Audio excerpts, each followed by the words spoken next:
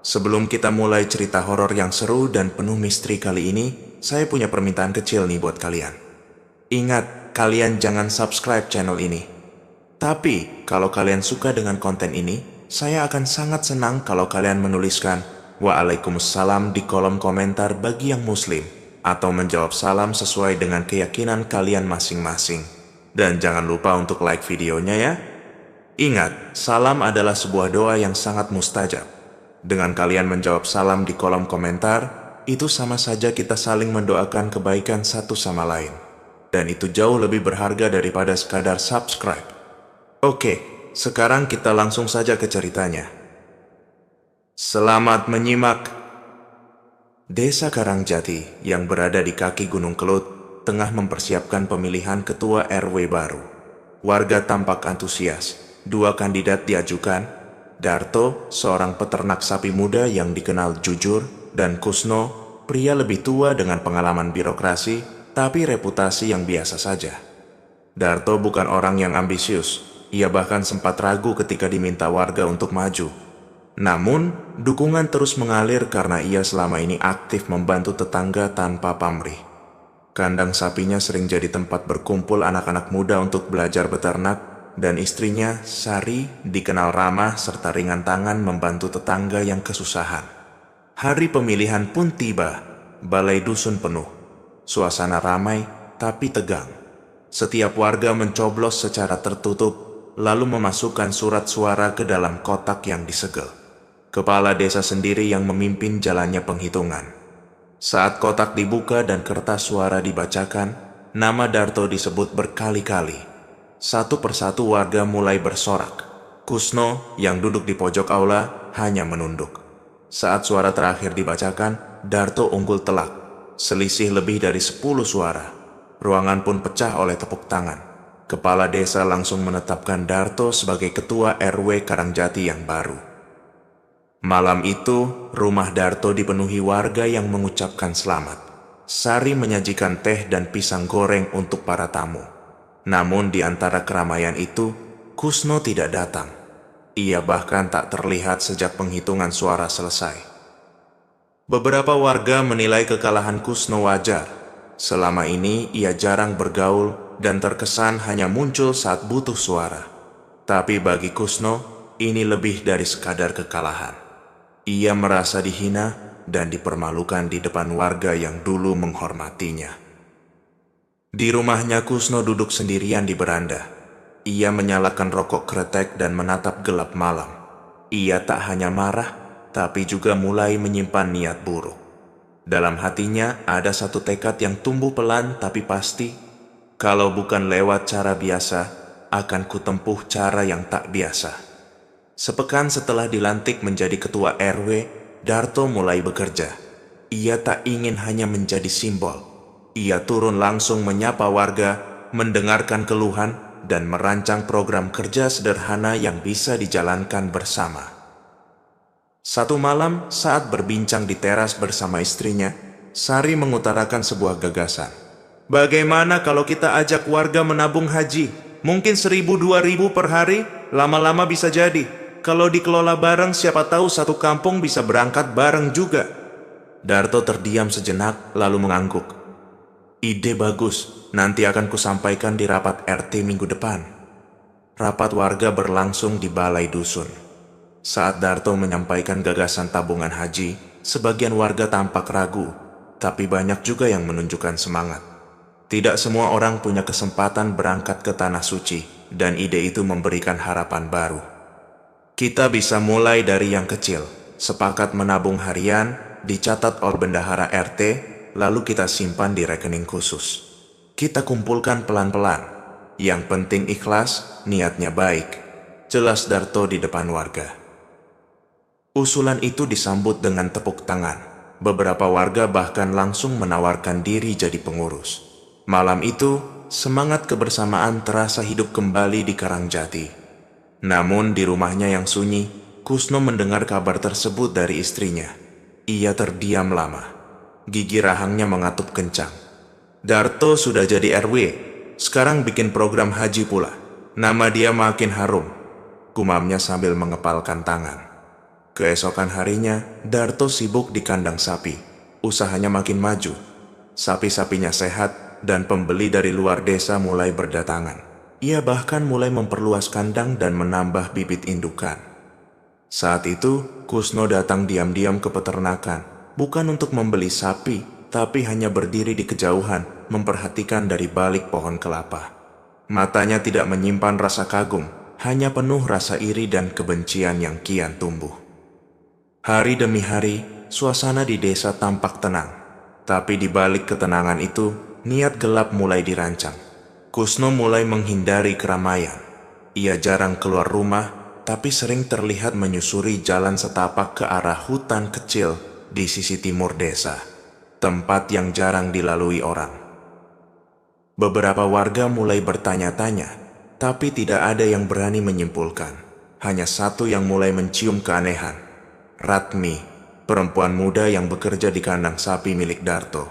Ia melihat Kusno berdiri terlalu lama di pinggir sawah malam-malam, seperti menunggu sesuatu. Namun, Ratmi belum berani bicara. Di balik semua itu, program tabungan haji tetap berjalan. Semangat warga semakin kuat, tapi di satu sudut desa, dendam mulai mengakar, dan langkah menuju kegelapan sudah dimulai. Pagi itu, langit desa Karangjati mendung sejak subuh. Darto bangun lebih lambat dari biasanya. Tubuhnya terasa berat dan perutnya seperti ditusuk dari dalam. Sari, yang biasanya sibuk di dapur, segera menghampiri begitu melihat suaminya tampak lemas di tempat tidur. "Mas, kenapa? Masuk angin?" "Mungkin, tapi ini rasanya beda, Sar. Dari semalam seperti ada bara di perut." Sari menyarankan agar Darto ke puskesmas, tapi ia menolak. Ia mengira hanya kelelahan, namun hingga siang kondisinya tak membaik. Ia tak sanggup berdiri lama dan terus bolak-balik ke kamar mandi. Sore harinya Ratmi datang ke kandang seperti biasa, namun ia kaget melihat kandang kosong dan Darto tidak terlihat. Ia pun menuju rumah utama. Di sana ia bertemu Sari yang sedang menyiapkan air hangat. "Bu, Pak Darto kok nggak ke kandang?" "Sakit, Mi, dari pagi tadi. Kata beliau cuma kecapekan, tapi saya curiga kok nggak seperti biasanya." Ratmi tak menjawab, tapi pikirannya langsung teringat sesuatu. 2 hari sebelumnya, ia melihat Kusno berdiri lama di tepi pematang, tepat saat matahari tenggelam. Matanya menatap lurus ke rumah Darto.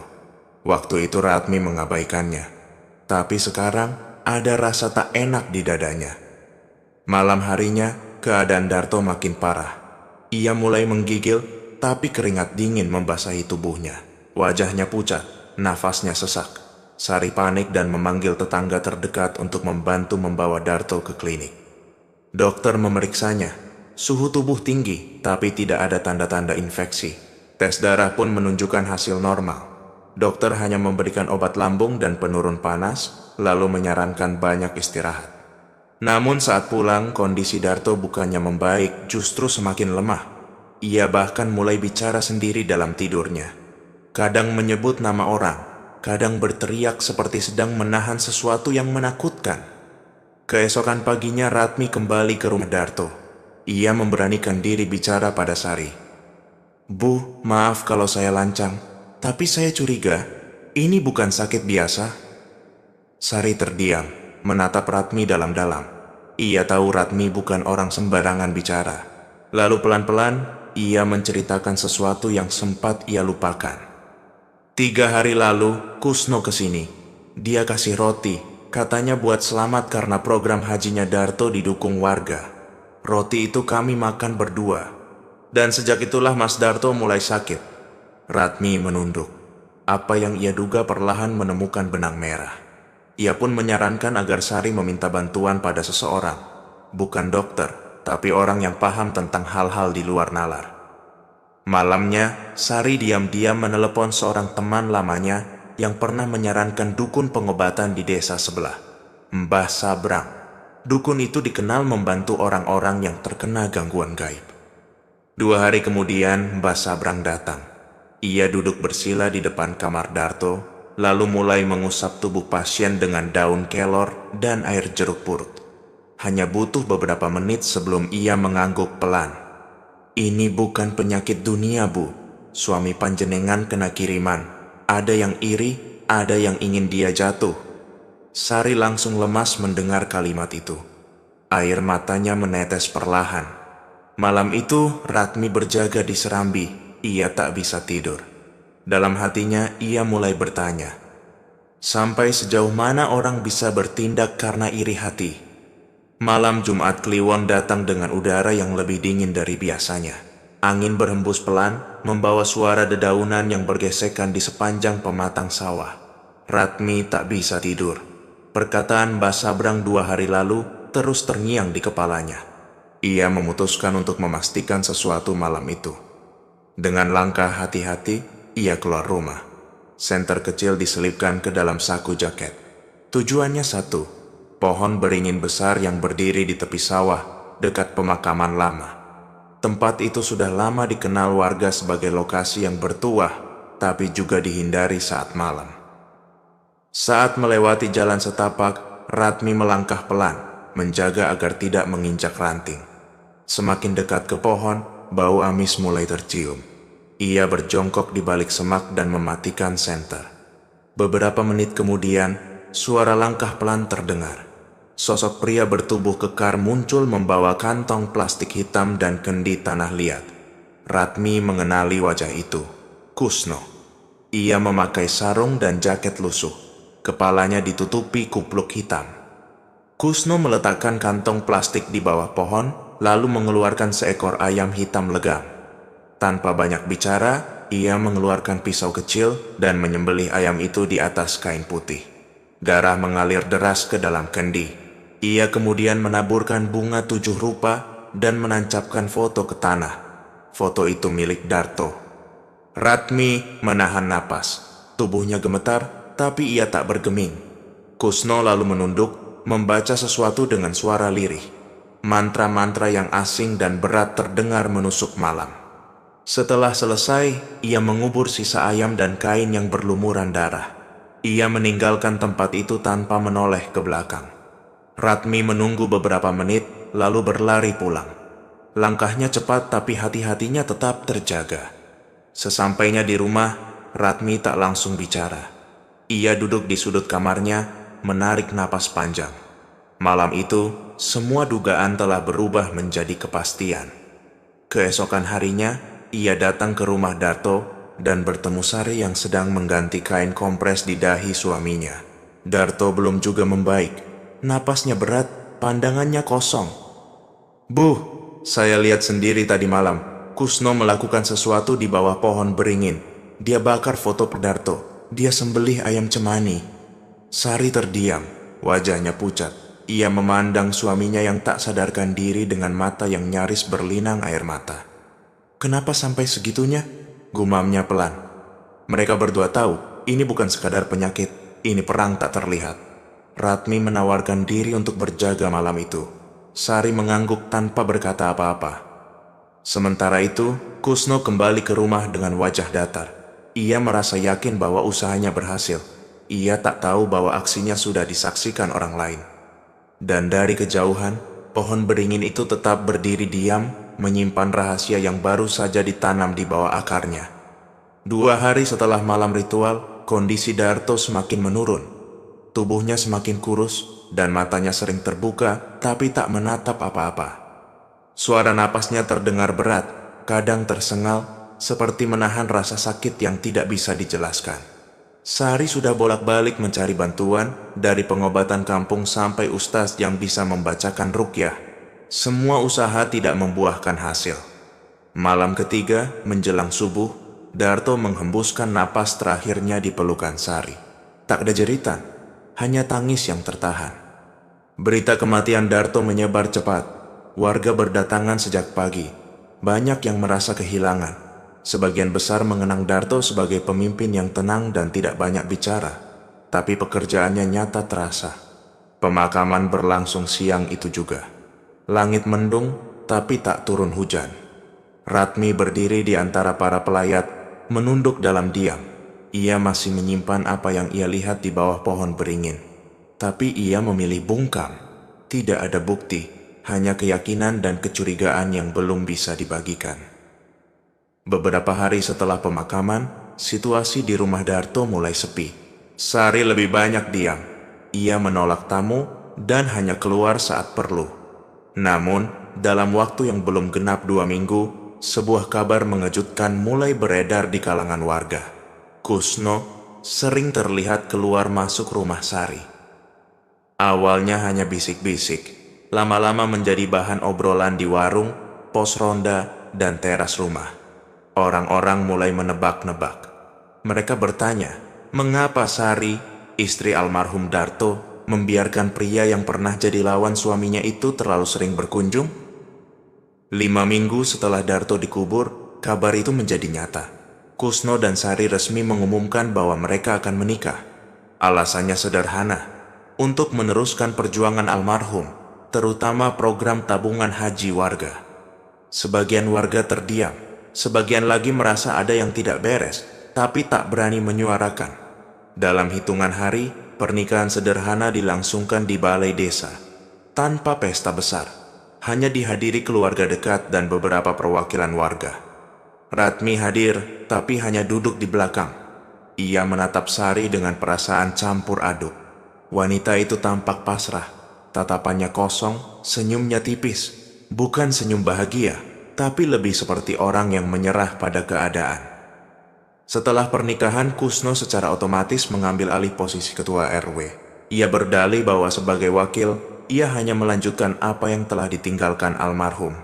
Tak butuh waktu lama, ia mulai mengurus kembali tabungan haji warga. Ia juga mulai mengelola kandang sapi milik Darto yang dulu begitu hidup. Tapi, sejak saat itu, suasana desa Karangjati tak lagi sama. Meskipun warga kembali sibuk seperti biasa, banyak yang menyimpan kegelisahan. Seperti ada yang hilang, seperti ada yang tidak beres, tapi tak bisa dijelaskan. Dan di tengah semua itu, hanya satu orang yang tahu betul bahwa semua ini bukan kebetulan. Ratmi tahu, semua ini adalah hasil dari niat buruk yang akhirnya menemukan jalannya. Setelah menikah dengan Sari, Kusno sepenuhnya menguasai rumah, jabatan, dan usaha peninggalan Darto. Ia mengambil alih kandang sapi tanpa banyak perubahan di permukaan. Tapi dalam cara kerja, semuanya mulai berbeda. Ratmi yang dulu dipercaya mengurus kandang, perlahan disingkirkan. Ia memang tidak diberhentikan langsung, tapi tugas-tugasnya dikurangi. Pekerjaan penting diambil alih oleh 2 orang baru yang direkrut Kusno. Orang luar desa yang tak banyak bicara dan terlihat hanya menurut. Kusno mulai melakukan cara cepat untuk membuat sapi-sapinya tampak lebih gemuk. Ia memerintahkan anak buahnya untuk menggelonggong sapi, yakni memaksa hewan-hewan itu minum air dalam jumlah banyak agar badannya mengembang. Tujuannya jelas, menciptakan ilusi bobot yang lebih besar agar harga jual naik drastis. Ratmi sempat melihat salah satu pekerja memasukkan selang panjang ke mulut seekor sapi. Ia menegur dengan sopan, tapi malah dibentak. Ini perintah Pak Kusno, bukan urusanmu lagi. Merasa tak dihargai, Ratmi akhirnya memutuskan mundur. Ia pamit baik-baik kepada Sari, tapi wanita itu hanya mengangguk tanpa menatap mata Ratmi. Sejak menikah dengan Kusno, Sari menjadi pendiam dan sulit ditebak. Seolah hidupnya dikendalikan oleh sesuatu yang tak terlihat. Tak lama setelah Ratmi pergi, kandang sapi milik Kusno mulai tampak ramai. Pembeli berdatangan, tertarik dengan sapi-sapi yang terlihat besar dan gemuk. Kusno menyambut mereka dengan senyum lebar dan kata-kata manis. Ia menaikkan harga jual, dan semua orang yang datang tetap membayar karena tergoda oleh ukuran hewan yang mencolok. Satu demi satu sapi terjual. Uang mengalir deras, Kusno makin percaya diri. Ia bahkan berani meminjam sebagian uang tabungan haji warga untuk memperbesar kandang dan membeli truk pengangkut pribadi. Namun di balik keberhasilan itu, suara sumbang mulai terdengar. 3 hari setelah pengiriman besar ke kecamatan sebelah, seorang pembeli datang kembali dengan wajah marah.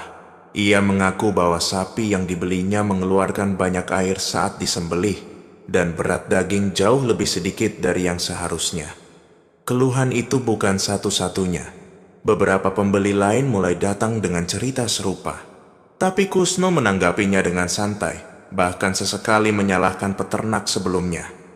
Mungkin sapinya stres waktu dikirim, saya rawat baik-baik di sini. Para pembeli kecewa, tapi sebagian memilih diam karena tidak ingin ribut di depan umum. Namun suara kecurigaan mulai menyebar di tengah warga. Beberapa orang yang awalnya memuji Kusno mulai menjaga jarak. Sementara itu, Ratmi kembali bekerja sebagai buruh serabutan di desa sebelah. Ia merasa lega telah keluar dari kandang itu. Tapi ia tetap memantau dari jauh. Ia tahu, cepat atau lambat, cara kotor seperti itu akan terbongkar. Dan benar saja, gelombang protes baru hanya tinggal menunggu waktu. Musim haji makin dekat. Di desa Karangjati, program tabungan haji yang dulu dirintis Darto semakin aktif. Warga menabung secara rutin dan Kusno sebagai ketua RW sekaligus penanggung jawab program memegang kendali penuh atas pengelolaannya. Setiap sepekan sekali, warga datang ke balai desa untuk menyetor tabungan. Mereka percaya sepenuhnya pada Kusno, terutama karena istrinya, Sari, adalah istri almarhum Darto. Di benak mereka, program ini masih warisan niat baik. Tapi di balik itu, tidak semua uang masuk sesuai catatan. Sebagian dana yang terkumpul mulai dialihkan Kusno ke kantong pribadi. Ia menggunakannya untuk membeli sapi tambahan dan menutup utang dagang. Beberapa kali ia juga memakainya untuk memperluas bangunan rumah. Suatu sore, Sari memergoki Kusno membuka laci tempat menyimpan amplop-amplop tabungan warga. Uang dalam amplop itu tak seharusnya disentuh, tapi Kusno tampak santai. "Cuma sementara, Sar. Nanti juga aku ganti begitu sapi-sapi itu laku." Sari tidak menjawab. Wajahnya menyimpan resah, tapi ia seperti kehilangan daya untuk melawan. Minggu berikutnya, Kusno mendatangi Mbah Panji, dukun yang dulu membantunya melakukan ritual pesugihan. Ia membawa sesajen lengkap dan seekor ayam cemani. Ia mengeluh karena penjualan sapi mulai seret. Beberapa pembeli yang dulu setia, kini tidak kembali. Reputasi kandangnya mulai dipertanyakan. "Kalau mau cepat laku lagi," kata Mbah Panji, "kamu tahu apa yang harus dikorbankan." Kusno mengangguk. Tanpa banyak bicara, ia bersiap untuk mengorbankan beberapa ekor sapi sebagai tumbal baru. Semua itu ia lakukan agar sapi-sapi lainnya cepat terjual dan bisa menutupi uang tabungan yang telah ia pakai. Di sisi lain, Ratmi yang kini bekerja di warung milik saudaranya mendengar bisik-bisik warga. Beberapa orang mulai mencurigai bahwa pembangunan rumah Kusno terlalu cepat. Padahal belum genap 1 tahun sejak menjabat RW, rumah itu sudah berlantai 2 dan dipasang keramik baru. "Kok bisa ya, uang tabungan haji tetap jalan, tapi rumahnya juga makin mewah?" Celetuk salah satu ibu saat belanja. Kecurigaan semakin besar ketika warga diminta menunggu 2 pekan lagi untuk pendaftaran haji. Kusno beralasan bahwa agen travel baru membuka kuota bulan depan. Sebenarnya ia sedang kekurangan uang untuk setor, karena sebagian dana sudah ia gunakan sendiri. Sari yang menyimpan kecemasan mulai gelisah. Ia merasa program yang dulu dibangun dengan ikhlas berubah menjadi beban. Ia ingin bicara, tapi tiap kali mencoba, Kusno memotong atau malah menghindar. Di malam hari, Sari duduk sendiri di ruang tengah. Ia membuka kembali kotak kecil yang dulu berisi catatan tangan Darto. Di dalamnya masih ada beberapa tulisan tentang rencana haji dan daftar warga yang menabung sejak awal. Ia menggenggam lembaran itu kuat-kuat, seolah sedang memeluk niat baik yang telah lama dikubur. Waktu terus berjalan, desa Karangjati tampak tenang di permukaan. Tapi di balik itu, program haji yang dibanggakan perlahan ternoda. Sebagian uangnya sudah bercampur dengan hasil dagang dari pesugihan. Dan seperti benih yang disiram dengan air kotor, sesuatu yang buruk hanya tinggal menunggu saat untuk tumbuh. Pendaftaran haji akhirnya dibuka. Warga Karangjati menyambut dengan antusias. Setelah setahun menabung, mereka merasa harapan itu benar-benar akan terwujud. Kusno membagikan formulir pendaftaran dan meminta warga melengkapi dokumen yang diperlukan. Ia juga menjanjikan bahwa keberangkatan akan berlangsung 3 bulan lagi, bersamaan dengan gelombang pemberangkatan haji reguler. Di tengah persiapan itu, tanda-tanda aneh mulai muncul. Sejak awal bulan, langit desa sering tampak gelap meskipun hari cerah. Awan hitam menggantung rendah, seolah hujan akan turun, tapi tidak pernah benar-benar terjadi. Udara jadi lebih lembab, dan malam-malam terasa lebih panjang dari biasanya. Suatu pagi, warga dikejutkan oleh kehadiran puluhan burung gagak yang hinggap di atap rumah, kabel listrik, dan pepohonan sekitar desa. Burung-burung itu berkerumun dalam diam, tanpa suara, hanya menatap ke bawah seolah mengamati. Fenomena itu belum pernah terjadi sebelumnya. Beberapa anak-anak takut keluar rumah. Ibu-ibu menutup pintu lebih awal, sementara bapak-bapak mulai membicarakannya di pos ronda. Kalau burung gagak datang banyak, biasanya ada yang mau meninggal, ujar Pak Modin, orang tua paling disegani di dusun itu. Kabar itu cepat menyebar, suasana desa berubah.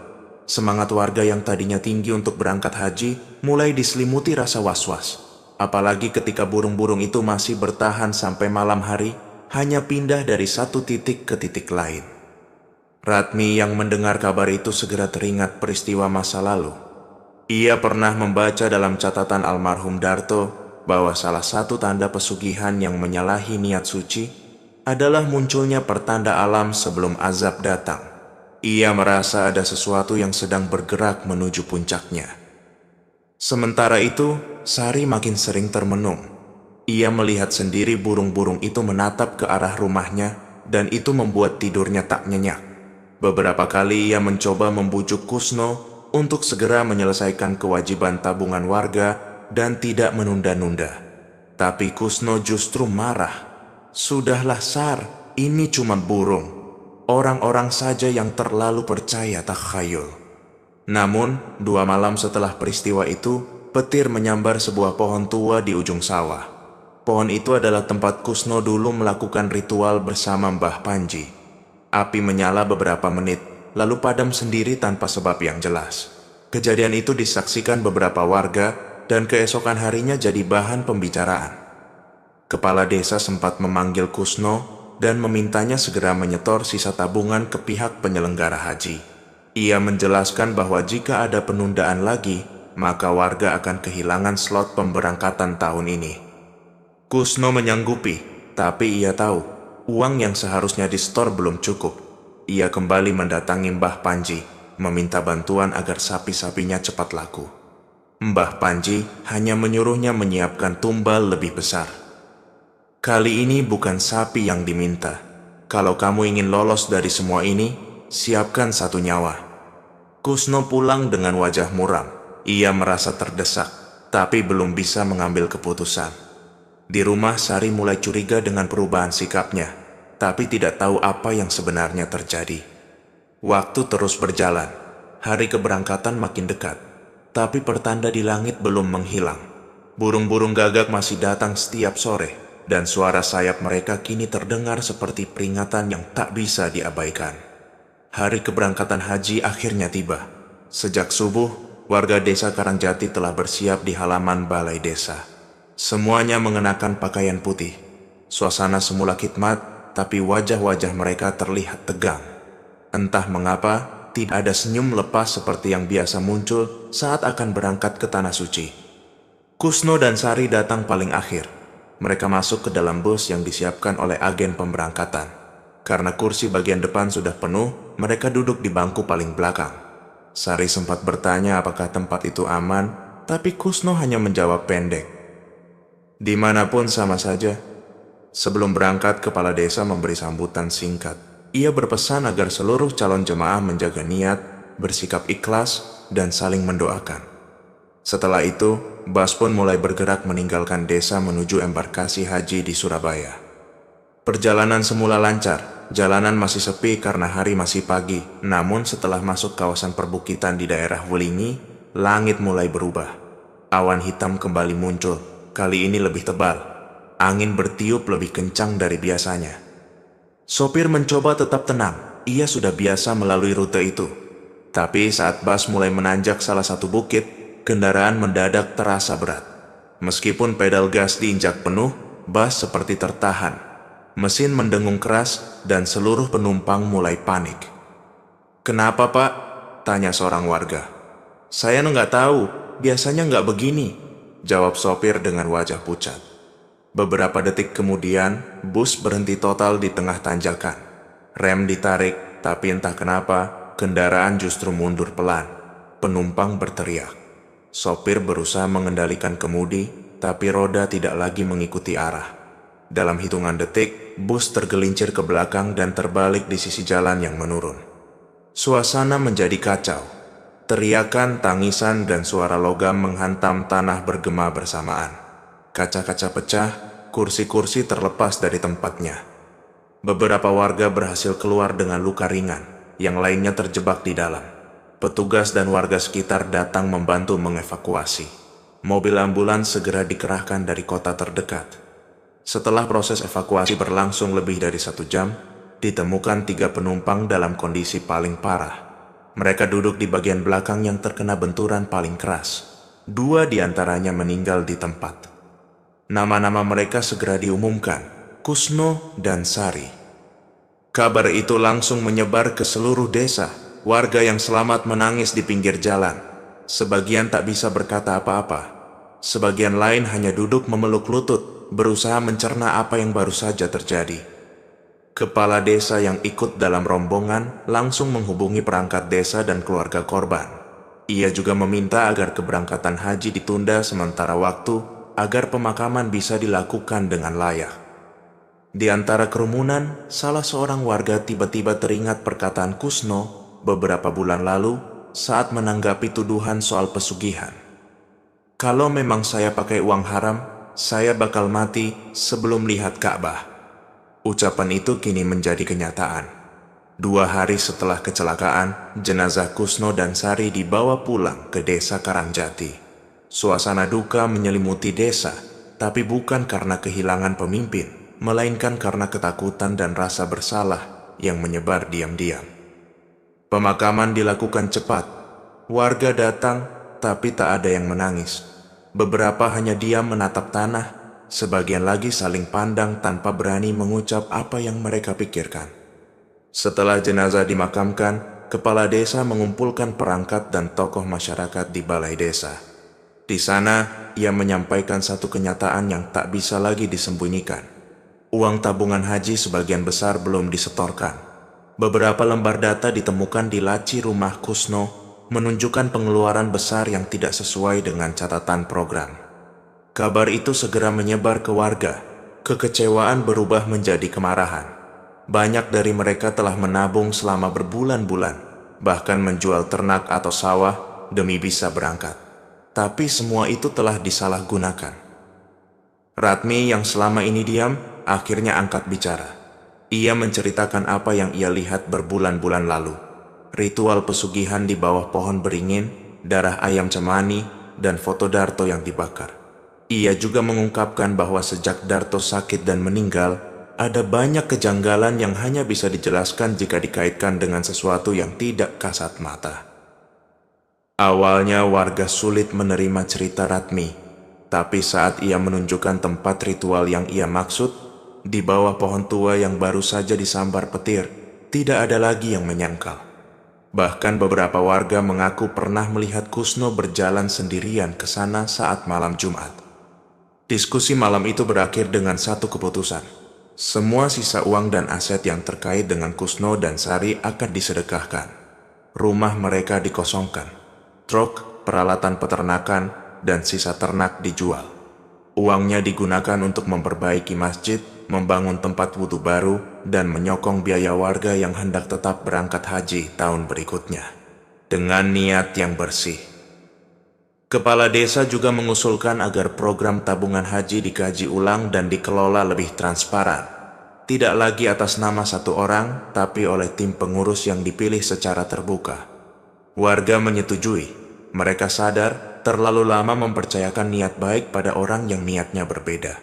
Peristiwa ini jadi pelajaran besar bahwa ibadah tidak bisa dibangun di atas kebohongan dan keserakahan. Sejak hari itu, pohon beringin tempat ritual dibersihkan. Tanah di sekitarnya dipagari. Di tempat itu, dibangun sebuah mushola kecil. Bukan sebagai tempat ibadah biasa, tapi sebagai pengingat bahwa kekuatan jahat bisa tumbuh jika manusia memberi tempat.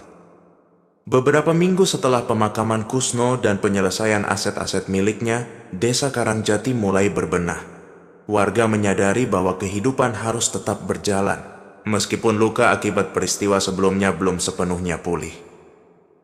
Kepala desa mengadakan musyawarah untuk memilih ketua RW yang baru. Tidak ada tekanan, tidak ada kampanye, hanya satu suara yang disebut berkali-kali oleh warga, Ratmi. Perempuan itu awalnya menolak. Ia merasa bukan orang yang pantas memimpin. Namun warga tetap bersikeras. Mereka mengingat bagaimana Ratmi setia bekerja untuk Darto, bagaimana ia bersuara saat yang lain diam, dan bagaimana ia menjadi saksi kunci dari kebenaran yang selama ini tersembunyi. Setelah berpikir beberapa hari, Ratmi menerima amanah itu. Ia dilantik secara sederhana di balai desa. Tidak ada pesta, hanya doa bersama dan tumpengan kecil sebagai bentuk syukur. Langkah pertama yang ia ambil adalah menghidupkan kembali program tabungan haji. Namun, kali ini dengan sistem baru. Ia membentuk tim pengelola yang terdiri dari 5 orang warga lintas RT. Semua pencatatan dilakukan terbuka, dan setiap warga bebas mengakses informasi keuangan secara berkala. Selain itu, ia juga mengajak warga kembali aktif dalam kegiatan keagamaan. Pengajian rutin dimulai setiap malam Jumat. Anak-anak diajarkan membaca Al-Quran, dan ibu-ibu kembali bergabung dalam kelompok yasinan.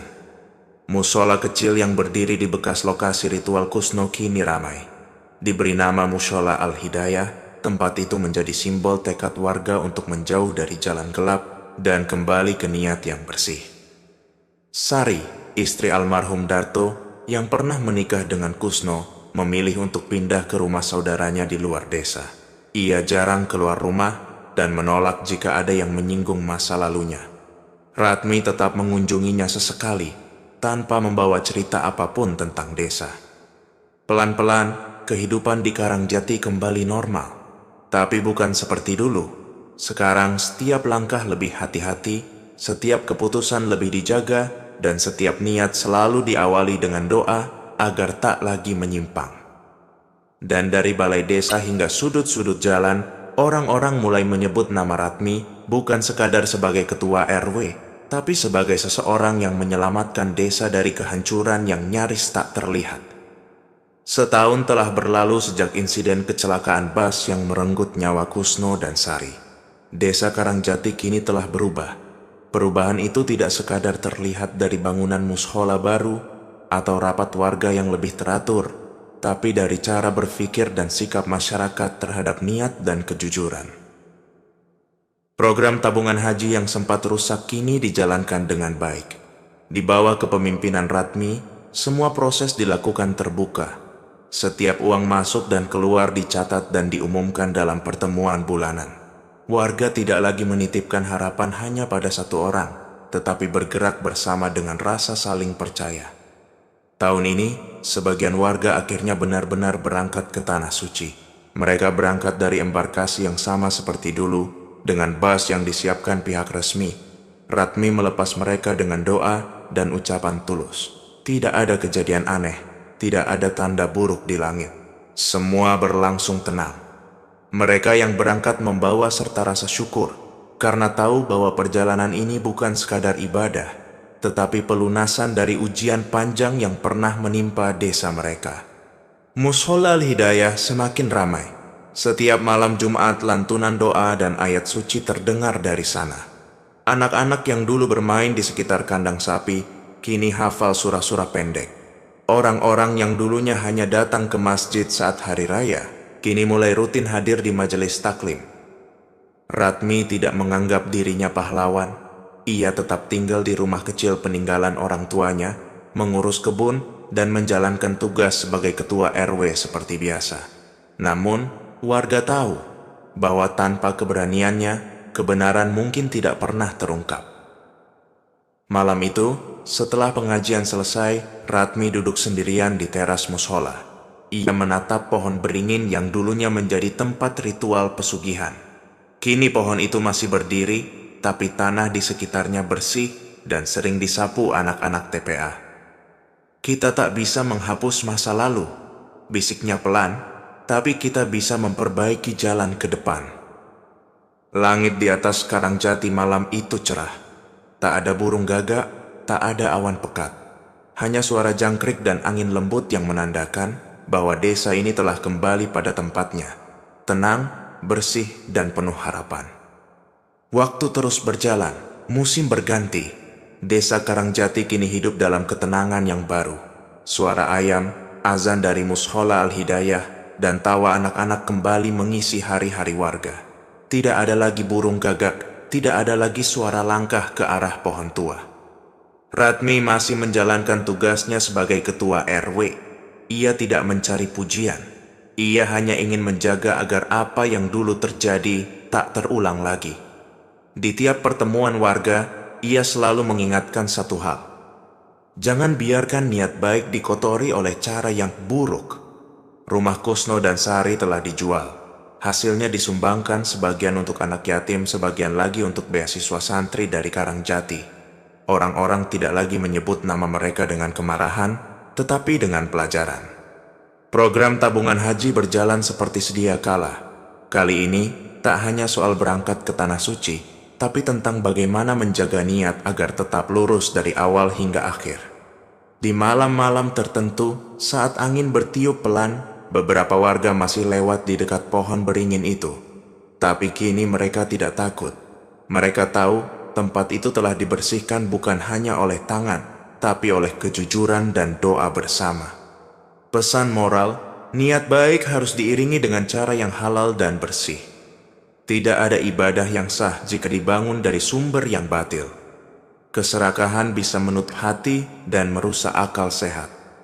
Bahkan orang yang pernah dipercaya bisa berubah jika dikuasai oleh ambisi dan iri hati. Kebenaran mungkin tertunda, tapi tidak bisa dikubur selamanya. Suatu saat, apa yang disembunyikan akan muncul ke permukaan, dan keadilan akan menemukan jalannya. Keberanian satu orang bisa menyelamatkan banyak orang. Seperti Radmi yang memilih jujur dan tetap berpegang pada kebaikan meski sendirian. Tidak semua pertanda buruk datang tanpa makna. Kadang alam ikut bicara saat manusia melanggar batas.